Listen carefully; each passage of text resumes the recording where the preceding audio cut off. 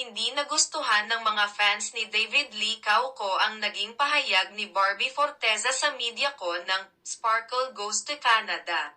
Nabanggit kasi ni Barbie na magiging challenge sa kanya na ihalubilo si David kina Julian San Jose, Raver Cruz, Bianca Umali at Ruro Madrid. Ito dahil hindi raw masyadong nakakasama ni David ang mga nabanggit at dahil din sa kalma si David. Grabe ang reaksyon ng mga fans ni David sa sinabing yun ni Barbie, parang mortal sin ang sinabi nito. Ayaw raw ni Barbie ng kalma na kasama at inakusahan pa siyang feeling Jira at alam ang lahat. May tumawag pa sa kanya na OA, inakusahan pa si Barbie na in-outcast si David sa mga kasama nila sa show sa Canada. Ipinahiya raw niya si David at ipinaalala kay Barbie na hindi lang supporting nila si David. Kaya raw nito mag-mall show mag-isa. Dinudumog ng tao at pinagkakaguluhan.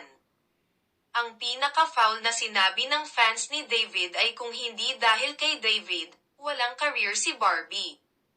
Nag-boom lang daw ang career nito mula nang ma-partner kay David sa Maria Clara at Ibarra.